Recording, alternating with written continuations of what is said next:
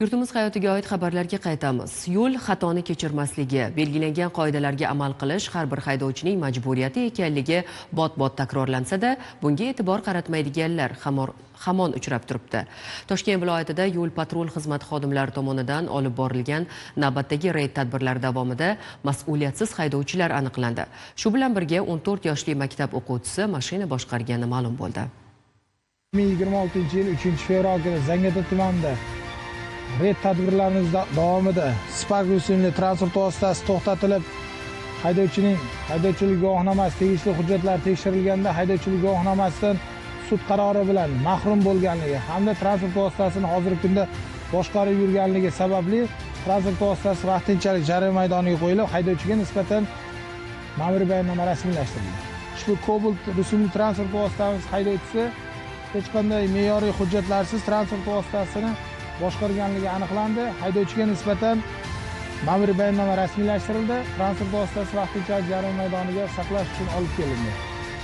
Bundan tashqari ushbu Matiz rusumli transport vositamizdan xuddi shunday qoidabuzarlik sodir qilganligi uchun ushbu haydovchiga nisbatan ham ma'muriy bayonnoma rasmiylashtirildi. Vaqtinchalik jarima maydoniga saqlash uchun olib kelindi.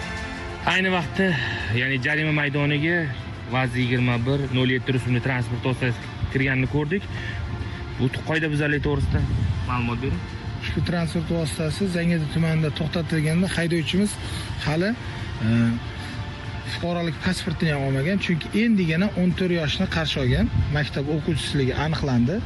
Hamda haydovchini o'zi bilan suhbatlashganimizda dadamning xabarlari bor, o'zlari magazinga yumush bilan chiqarganda, o'shaning uchun chiqqandim deb javob berdi. Anaqa. Yoshingiz nechida? 14 yoshda, 15 ga to'lasiz. Qaysi maktabda o'qiysiz Zangiotada? 34 da o'qiysiz. Masalan, sizlarga bizda gaylar borib, yo'l harakati xizmati borib, mashina boshqarmaydi deb aytgan maktabingizda yo'l harakati qoidalarini o'rgatishgan. Nega amal qilmadingiz bunga? O'zi mashina kimniki? Adamlarniki. Adizlarniki. Adiz borib kelib chiqarib yubordilarmi? Borib kelib o'zlari jo'natganlar, so'rab chiqdingiz. Hurmatli ota-onalar, ko'rib turganingizdek 14 yoshli bola avtomobil yo'lida transport vositasini boshqaribdi. Bu naqadar ayanchli.